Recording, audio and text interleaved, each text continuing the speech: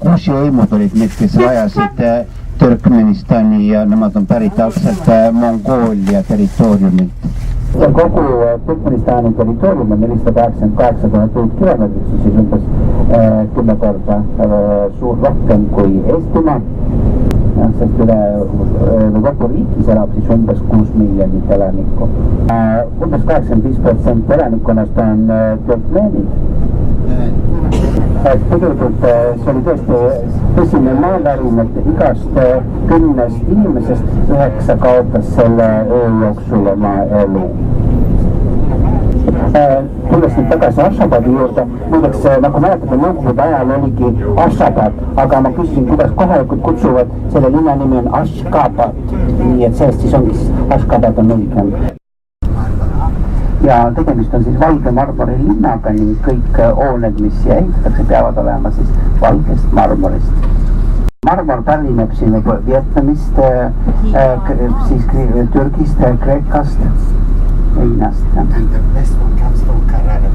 Ja muidugi parim marmor on pärit Carrarast, Itaaliast. Ja siin on näha ka, kuidas osad vanad hooned on siis saanud omale uue fassaadi valge marmori näol.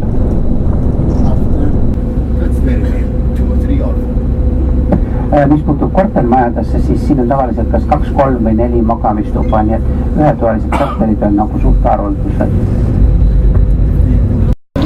Kõigepealt on see väikse meikis, mis on Tekinbashi mausoleumid, viimsed puhkepaigad ning siin on ta siis mošees. Presidendi Tekinbashi poolt kirjutatud raamatu juures, mida kutsutakse Ruhnamaks ja tõlkes võiks see tähendada moraalikoodeksit.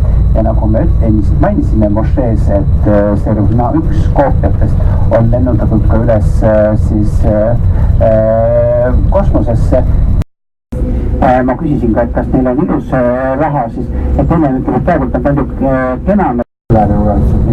Õpetajad teenivad siin rohkem kuus kui arstid.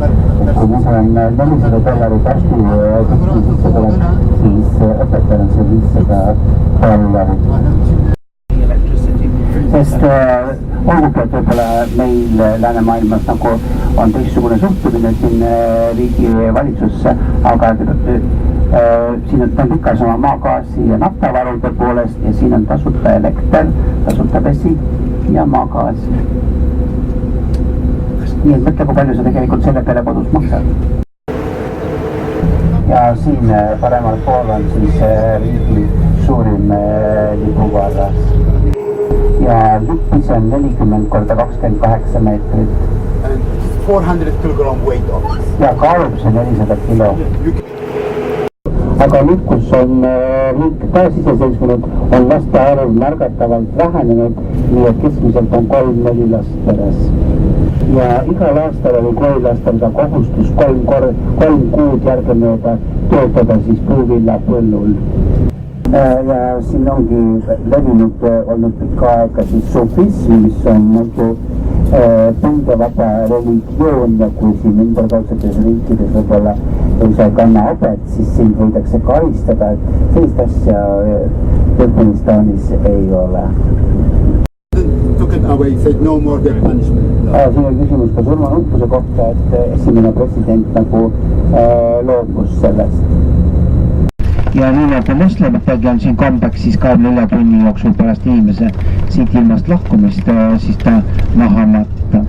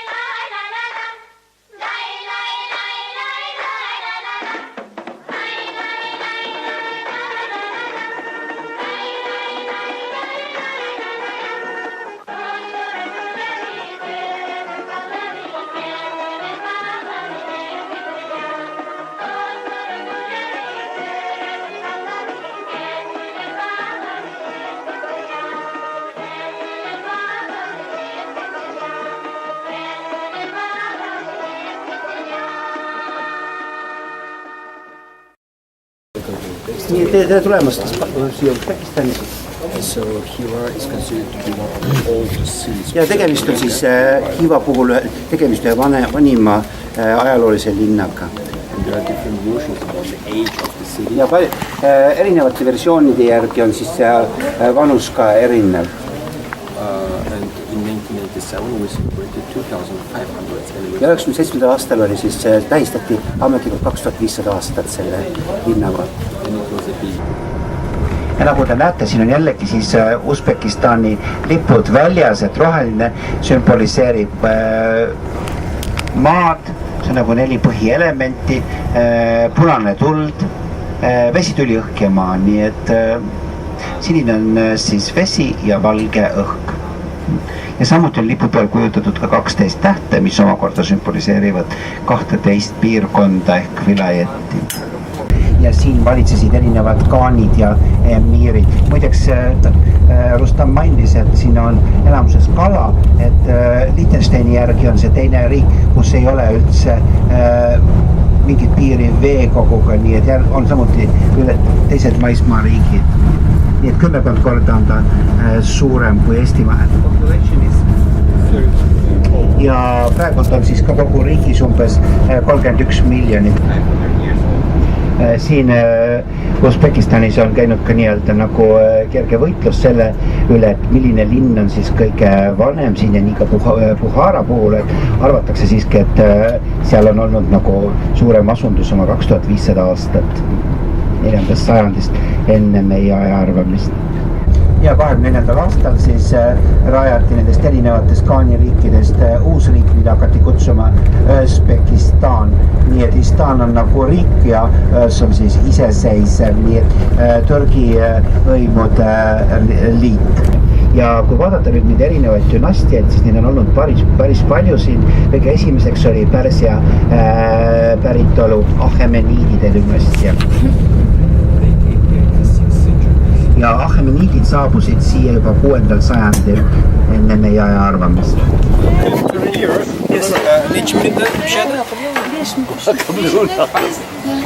Nii, umbes 5 minutit kulub, kuni siis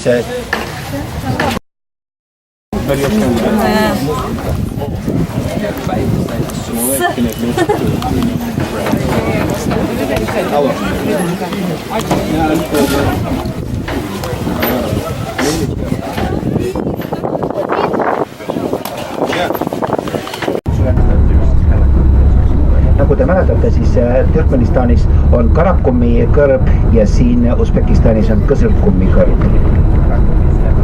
Aga Kõsõlkummi kutsutakse punaseks kõrbeks. Why is it red? Ja kui sa vaatad päikese käest seda liiva, siis ta tundub, et ta on nagu punakas. Ehitist, mis on siis kunagise emiiri valitsusresidents Citadel Park. Ja väidetavalt on see oma 2500 aastat vana kompleks. Ja siis oli ikkagi nagu poleemika selle vanuse üle teadlaste hulgas ja ühed jäid ikkagi kindlaks selle peale, et tegemist on umbes 2500 aasta vanuse linnaga, teised jällegi olid nõus sellega, et Buhara on palju vanem. Nii, et 16. sajandil pärast Timuri võimuloleku aega tuli võimul siis Šabaniidid. Ja muidugi Buhara tähtsus tõusis ja selleks, et linna kaitsta, tuli rajata omale siis linnamüür. Ja kokku oli see linnamüür 12 kilomeetrit. Kõik valitsejad siis trooniti siin. Nii, et siin marmorist kaunistuse all oli siis troonist.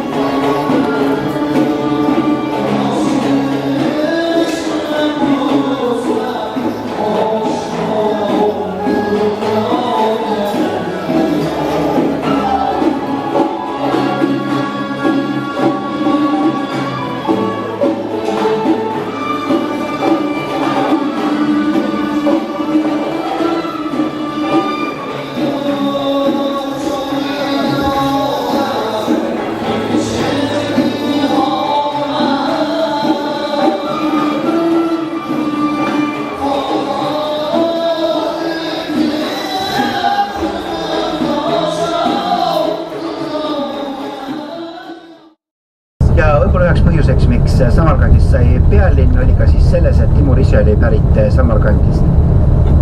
Tõsi, Samarkand on hästi võimas, kuna sealt on pärit ka Timur, kes siis 1405 suri 35 aasta vanusel.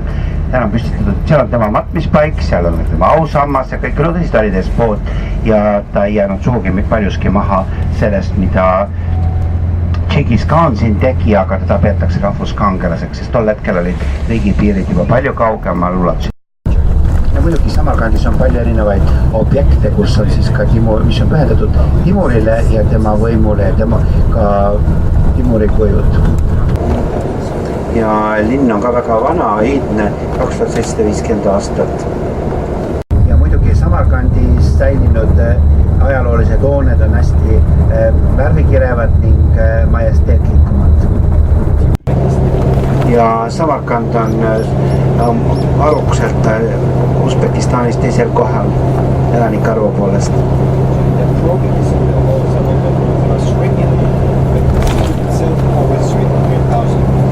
Ja siin kogu provintsis elab üle 3 miljoni elaniku ja linnas endas on kusagil 300 000. Takes about 8-9 hours to ground. Jõuhmerdamisprotsess kestab umbes 8-9 tundi. Parem, seda on võimalik järgem eemaldada. From 50 to 100 pieces. Ja siin on 550-200 paberilehte. Yeah, and then they are attached to the board.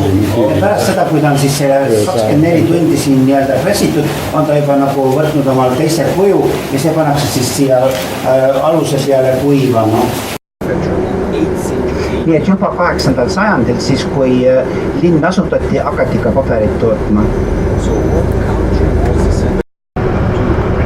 Aga pärast seda, kui riik iseseisvus, siis otsustas ka president Karimov, et tuleks midagi rahvuslikku uuesti rajada ja siis sellest ajast on pärit ka siis paberitööstus. Ja kui president kiitis selle idee heaks, et midagi rahvuslikku võiks teha, siis ilmus välja ka üks mees, kellel oli kogu projekt, et tegelikult varasemal ajal Samarkandis toodetigi paberit sellisel moel. Ja siin on kombeks, et siis leinatakse seda siit ilmast lahkunud 3 päeva järgemööda päeva ajal. 3. päeval on siis suur söömine, valmistatakse ploffi. Ja kui siit ilmast lahkunu oli juba eakas, siis kõik, kes kogunevad, tulevad sinna nii-öelda näljastena, et võimalikult palju süüa, sest sellisel moel usutakse, et ka nemad elavad siin maa peal kaua. Kui aga tegemist oli noore inimesega, siis süüakse ainult natukene, aga 3. päev on siis plofipäev. Ja iga 40 päeva ja aasta pärast korraldatakse spetsiaalne usuline tseremoonia siit ilmast lahkunu mälestuseks. Ja keskmiselt maksab korter $70,000–80,000 $. Ja see ei ole sugugi mitte kesklinnas.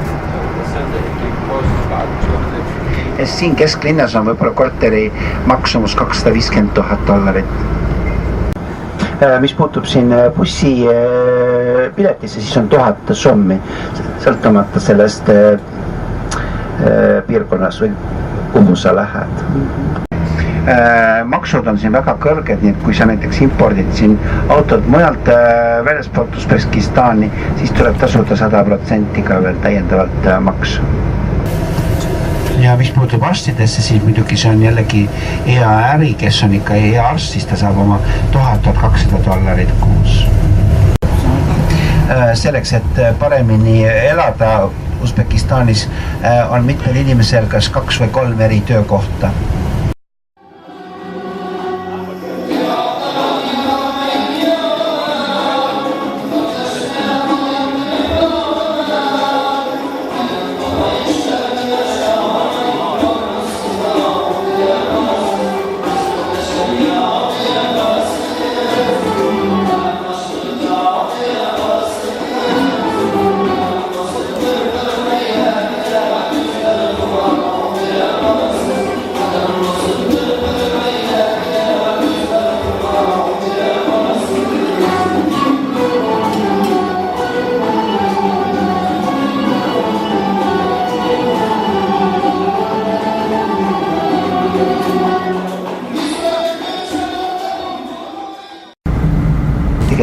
Tadžikistani suuruselt teise linnaga. Viimasel ajal on see rahvaarv kasvanud, mis seal on 200 000 ringis või natuke vähem. Minu andmetel on 170, aga ta ju muutub kogu aeg. Ja tegemist on kohe vanima linnaga üldse Tadžikistanis, Hodžan, kus oli varem nagu siiditee peal siis nagu tugipunkt ja sealt kaudu liikusid kaubad. Nii et kui sa vaatad Tadžikistani, siis suurem osa on kõik mägine. Tegemist on ka muidugi ühe vaesema riigiga, kuigi ta on tegelikult maavarade poolest väga rikas ja Holland tundub, et on siis nagu saanud nagu selle õiguse rohkem, vähemalt sealt imporditakse, sinna eksporditakse rohkem kaupa, aga siin on jällegi maagaas ja nafta ja kuld ja kõik muu. Nii et loodetavasti siis ka ühel hetkel see olukord stabiliseerub, sest tal on ka hästi suur riigipiir Afganistaniga, eks see on tekitanud niisuguses ülejäänud maailmas nagu kõhedust ja muidugi kindlasti paljude jaoks on võib-olla üllatus, et sa näed siin nii palju ka euroopalikke näojooni, sest kuna suur osa elanikkonnast on tadžikid, kes räägivad ka siis Indo-Euroopa keelt, siis tegelikult nemad on ju nagu eurooplaste välimusega, et kes on siin niisugused väiksemad ja võib-olla silmad on rohkem mandlikujulised, et nemad on siis nagu usbekid. Aga see on väga selline, aga siin, kuna see on kõik olnud üks Kesk-Aasia, siis siin on rohkem tadžikke. Ja ametlikult on küll Tadžikistanis enamus tadžikid ja usbekid ja venelased on nagu teisel kohal, aga te näete ise, kuidas eks. Praeguseks hetkeks siis on juba paljud need, kes nõukogude ajal siia elama asusid, olid nad korealased või venelased või ka siin sakslased, siis need on lahkunud ja need, kes on jäänud, on õppinud ära ka tadžiki keele. Siin mingil hetkel on olnud nagu rahvusvaheline projekt, kus on otsitud siis kõige kaunimat endises Nõukogude Liidu vabariigis elavat tütarlast ja selle projektina või selle konkurssi võitis siis üks tüdruk Tadžikistanist, kes töötab hoopiski siis kojanaisena. Seal 150 on keskmine ja miinimum siis $50. Aga tegelikult see elus sõltuvalt siis inimese nutikusest võib see olla $50,000. Juhtidel on muidugi siin päris korralik sissetulek, neile makstakse umbes $25–50 päevas, aga õpetaja saab kuus ainult $100. Sky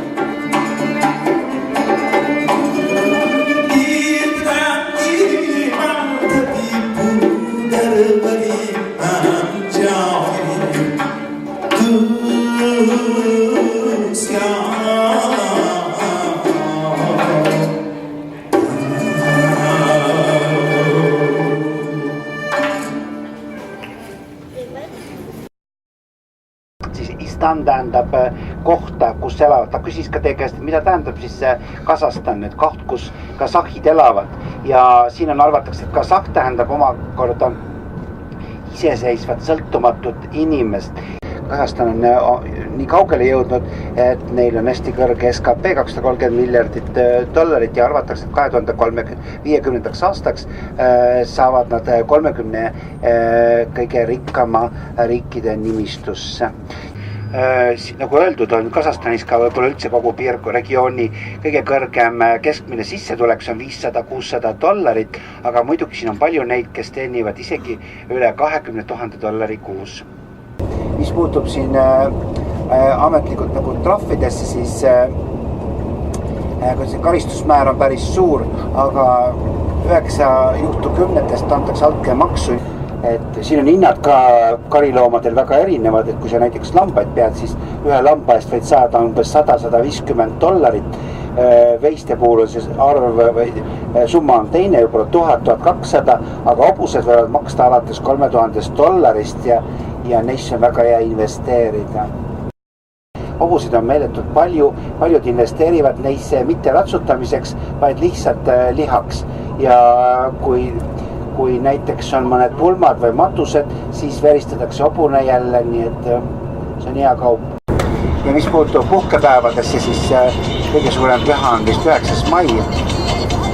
Samuti 1. mai, siis on kiitmiskond pärast Ramadani 3 päeva ja uusaasta, vabariigi aastapäev, augustis iseseisvuspäev ja septembri lõpuks nagu vana aasta.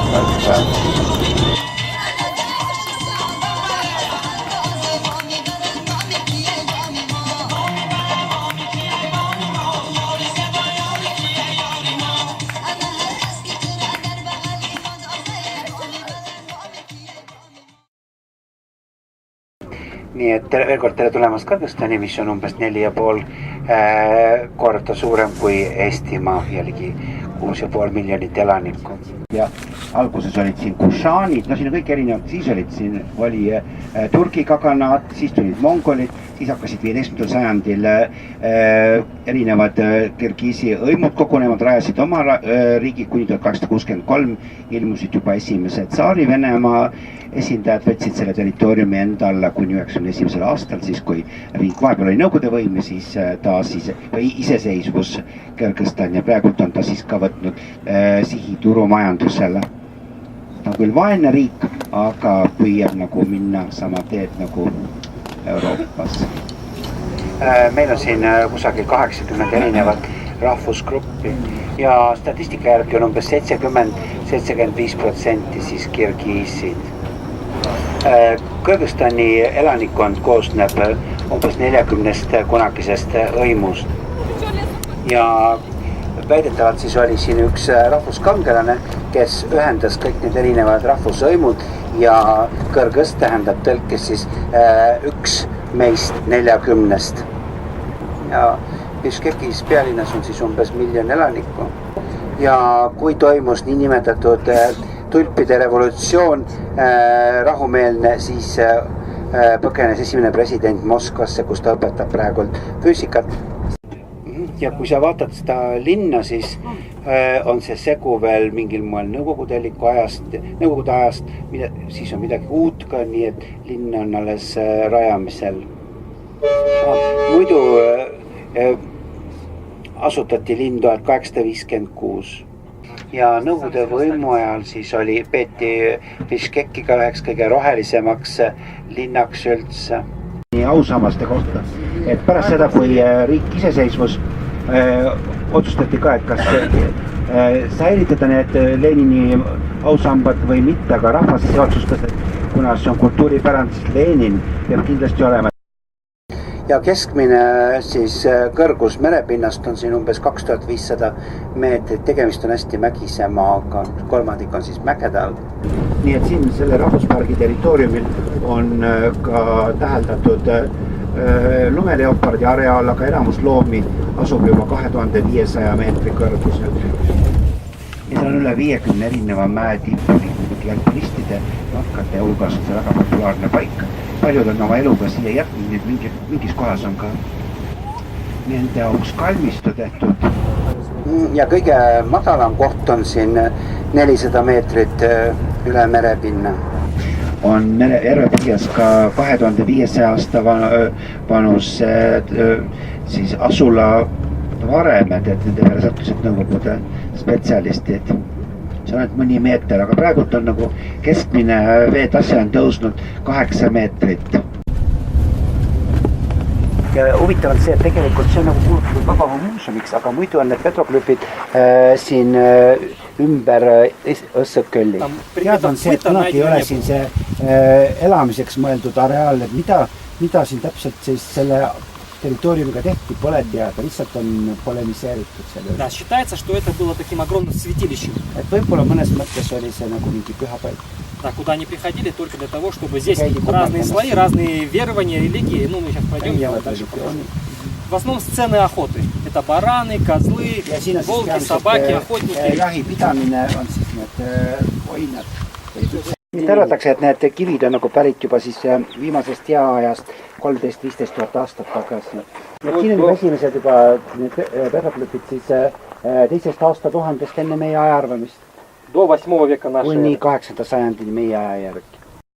Ma lõõnu sõlle pruuli ja hõissa, olin õlut lauluga, hõissa ja hõissa. Jõuluvaadis vahutab, hõissa ja hõissa. Siis saan, siis juua saan ja jõuluvaadis vahutab, siis ma ahoi!